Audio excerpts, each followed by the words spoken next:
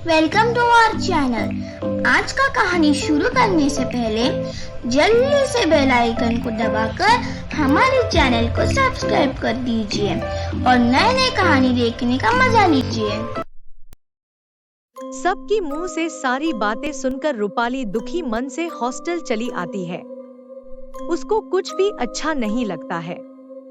वो मन ही मन पूजा को याद करती रहती है। कब रात हो जाती है उसे पता भी नहीं चलती है। रात भर उसे पूजा की चिंता में नींद नहीं आती है, इसलिए वो छत पर जाती है। वहाँ भी वो पूजा को ही याद करके दुखी होती है। तब कोई उसकी कंधे में हाथ रखती है। तब रूपाली डर के मारे पीछे देखती है। पूजा, तुम कहाँ थी पूजा? तुम्हें पता है सब तुम्हारे बारे में क्या क्या बोल रहे हैं? सब ये बोल रहे हैं कि तुम पूजा नहीं हो, तुम रागिनी हो और तुम मर चुकी हो। कोई हम दोनों की दोस्ती के ऊपर भी विश्वास नहीं कर रहा है। सब बोल रहे हैं कि तुम्हें मेरे साथ कोई भी नहीं देखा है। सब मुझे कह रहे हैं कि ये मेरा वहम है, मेरी दिमागी हालत खराब है, मुझे किसी साइकोलॉजी डॉक्टर को दिखाना होगा। तुम अब चलो मेरे साथ, मैं सबको तुमसे मिलवाऊंगी, सबको बोलूंगी ये देखो मेरी दोस्त पूजा, ये मरी नहीं है, ये जिंदा है। तब जाकर सब मेरा यकीन करेंगे। चलो अभी चलते हैं। रुको रूपाली, सब कहते हैं मैं जिंदा नहीं हूँ, मैं मर चुकी हूँ। क्या ये तुम क्या कह रही हो? हाँ, मैं सच कह रही हूँ, मैं मर चुकी हूँ और मैं पूजा नहीं रागिनी हूँ। रागिनी क्या हूँ मैं? क्या? अगर तुम एक आत्मा हो तो मुझे क्यों दिखाई दे रही हो? मेरे साथ क्यों रहती आ रही हो? क्यों मेरे साथ दोस्ती बनाई? आखिर मैंने तुम्हारा क्या बिगाड़ा है? तुमने मेरा बिगाड़ा नहीं है। मैं तो सिर्फ तुम्हारा जान बचाने के लिए तुम्हारी साथ हमेशा रहती आ रही हूँ, ताकि तुम्हारे ऊपर किसी बुरी नजर ना पड़ सके। ये तुम क्या कह रही हो? मुझे कौन मारना चाहता है? देखो, मुझे उल्टी सीधी बातें पसंद नहीं है। सच बताओ कि मुझे किससे खतरा है और कौन मुझे मारना चाहता है? इस हॉस्टल की ट्रस्टी विनोद कपाड़िया। वो तो बहुत अच्छे इंसान है, बहुत बड़े आदमी है। वो मुझे क्यों मारना चाहेंगे? क्योंकि वो इसी हॉस्टल में लड़कियों के साथ गलत काम करता है। लड़कियों की काला बाजारी और उनकी फिल्म बनाना उसकी पेशा है। वो लड़कियों को अपनी प्यार जाल में फंसाकर उसके साथ गलत काम करवाता है। अगर कोई उसका विरोध करता है तो वो मार डालता है। ये तुम क्या कह रही हो रागिनी? मुझे तो कुछ समझ में नहीं आ रही है। मैं जो कह रही हूँ वो सच है। मुझे और आकाश को भी मारा है। मैं तुम्हें आज सारी बात बताती हूँ। एक साल पुरानी बात है। मैं और आकाश एक ही न्यूज़ चैनल में काम करते थे। हम दोनों न्यूज़ रिपोर्टर्स थे और एक दूसरे को बहुत प्यार करते थे।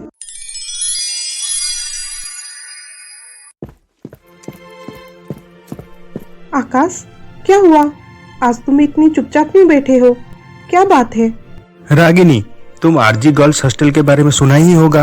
हाँ, सुना है। वो हॉस्टल बहुत अच्छा है और लड़कियों के लिए भी सेफ है। नहीं रागिनी, वो हॉस्टल लड़कियों के लिए सेफ नहीं है। मुझे पता चला है कि उस हॉस्टल में लड़कियों के साथ बहुत गलत हो रहा है। लड़कियों की काला बाजारी, उनकी ब्लू फिल्म बनाई जाती है और विरोध करने पर उनके मर्डर किए जाते हैं। क्या? कौन करता है ये सब घिनौना काम? और तुम इस सब के बारे में कैसे जानते हो? उस हॉस्टल में एक खबरी है जो मुझे ये सारी बात बताया है और हॉस्टल में ये सब घिनौना काम उस हॉस्टल की ट्रस्टी विनोद कपाड़िया करवा रहा है। एक गर्ल्स हॉस्टल में ऐसी घिनौना काम हो रहा है और कोई पुलिस को इसके बारे में क्यों नहीं बताता?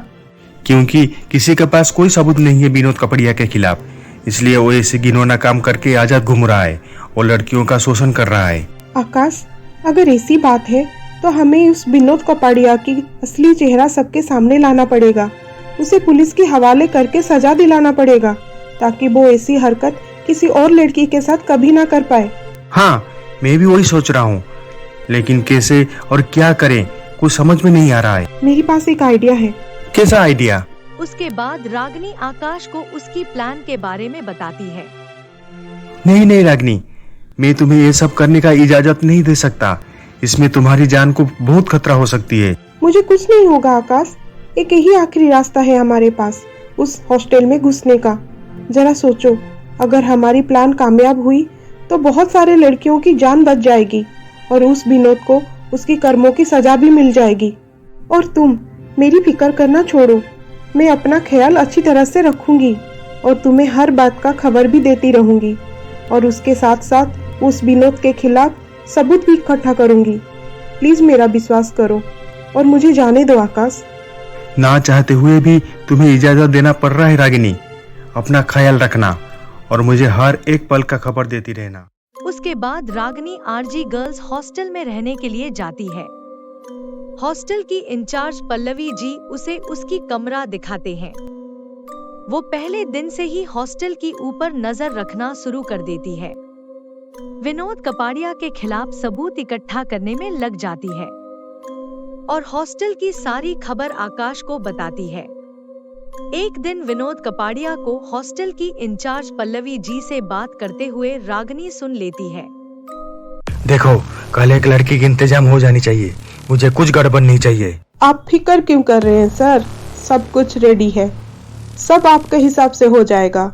और ऐसे भी वो लड़की दामिनी आपकी प्यार में लट्टू है, वो आपके लिए कुछ भी कर सकती है। फिर भी एक बात का याद रखना, जैसे किसी को इस बात के बारे में कुछ भी पता ना चले कि इसमें मेरा हाथ है। मुझे मेरे रेपुटेशन बहुत प्यारा है। आप चिंता मत कीजिए सर, किसी को कानो कान खबर नहीं होगी। उसके बाद विनोद वहाँ से चला जाता है।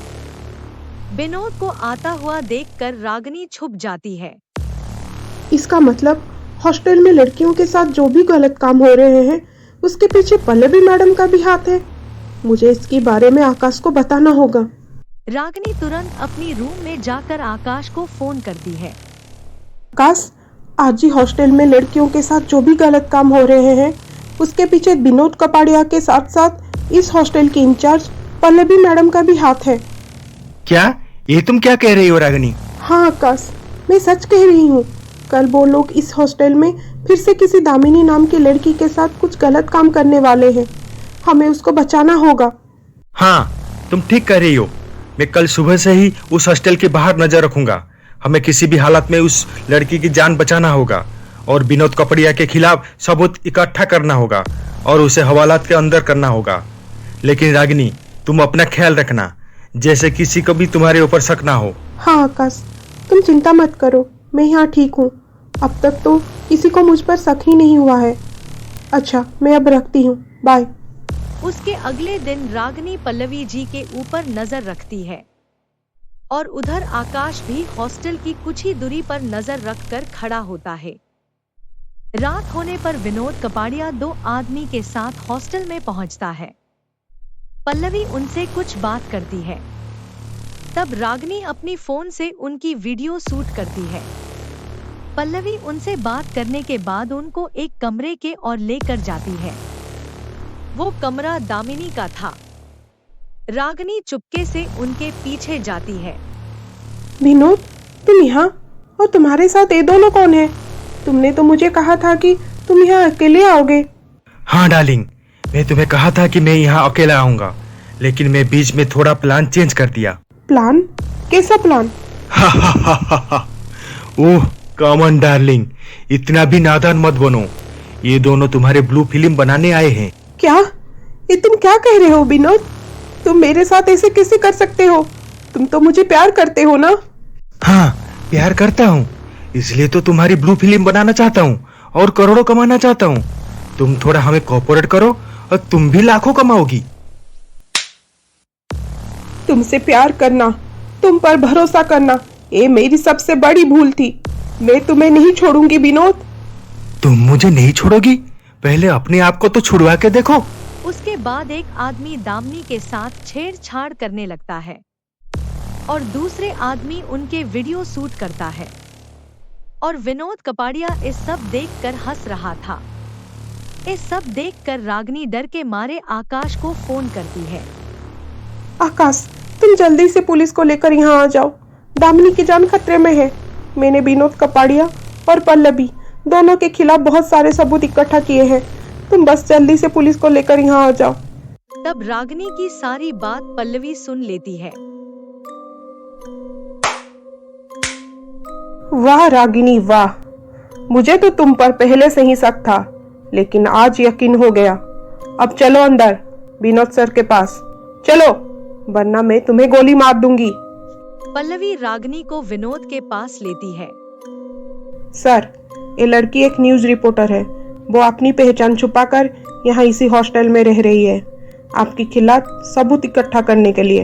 ये बात सुनकर विनोद गुस्सा हो जाता है और रागिनी की फोन छीनकर वो कॉल लिस्ट देखता है और आकाश को कॉल लगाता है। हेलो रागिनी, तुम चिंता मत करो, मैं पुलिस को फोन कर दिया है और मैं भी अभी वहां पहुंच जाऊंगा। अपना ख्याल रखना। तुम जो कोई भी हो, अभी और इसी वक्त जल्दी से हॉस्टल में आ जाओ, वरना तुम्हारा रागिनी जिंदा नहीं बचेगी। और एक बात याद रहे, पुलिस यहाँ नहीं पहुंचना चाहिए, वरना मैं अभी इस लड़के को गोली मार दूंगा। नहीं, तुम रागिनी को कुछ मत करना, मैं पुलिस को किसी बहाने से मना कर दूंगा। मैं अभी अकेला वहाँ पहुँचता हूँ। कुछ समय के बाद आकाश वहाँ पहुँचता है। रागिनी, तुम्हारे पास जो सबूत है वो तुम सर को दे दो।